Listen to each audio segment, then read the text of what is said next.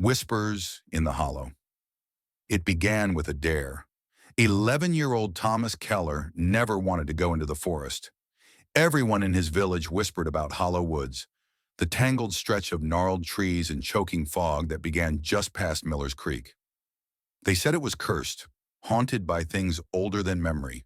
But boys don't want to look like cowards. And when Jacob Miller, the loudest and meanest of them all, said, "Bet you can't stay in the forest till nightfall," Thomas had to prove himself. So he went. He stepped into the woods just after noon. Sunlight still filtered through the trees, but the light seemed different, thinner, colder. He followed a narrow path lined with crooked roots that twisted like arthritic fingers. Every step forward felt like a mistake. At first he heard birds, then he didn't. The silence was the first thing that truly scared him. Not the distant crows or creaking branches, but that deep, oppressive stillness, like the forest itself was holding its breath. Then came the whispering, faint, software, almost kind. "Thomas," he spun around. No one was there. "Come deeper." The voices sounded like his mother, then like his sister, then like someone he'd never heard before.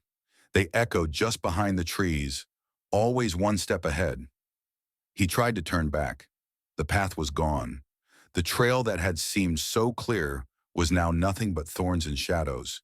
No matter where he walked, the trees looked the same. Black bark like burnt flesh, leaves like wet paper.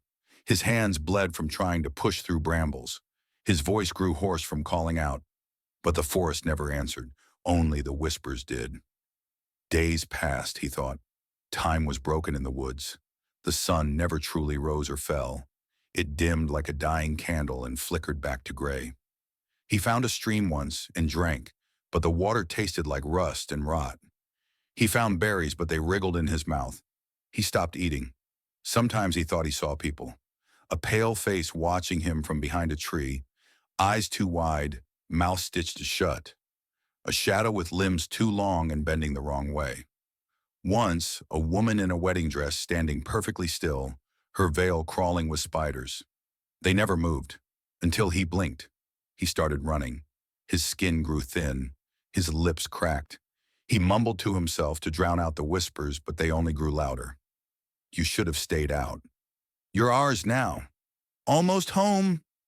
He didn't remember what home looked like. One night, if it was night, he found a clearing. In its center stood a cabin, crooked and slumping like it was melting into the soil. Smoke rose from the chimney. Something warm and orange flickered behind the grimy windows. He knocked. The door creaked open. Inside was empty. Dust coated everything. A child's drawing hung on the wall, crayons smeared in frantic lines, a stick figure boy surrounded by tall black things with hollow faces. Thomas turned to leave, but the door was gone. So was the window. The fire had gone out. He screamed. The walls pulsed, breathing in and out. Whispers poured from the cracks in the floorboards. He clawed at the wood until his nails tore. Blood soaked the floor. The whispers laughed. Thomas Keller was never seen again. They say on foggy nights, if you stand at the edge of hollow woods and listen, you can hear a boy crying, or maybe laughing, or maybe whispering your name. Whatever you do, don't answer, and don't go in.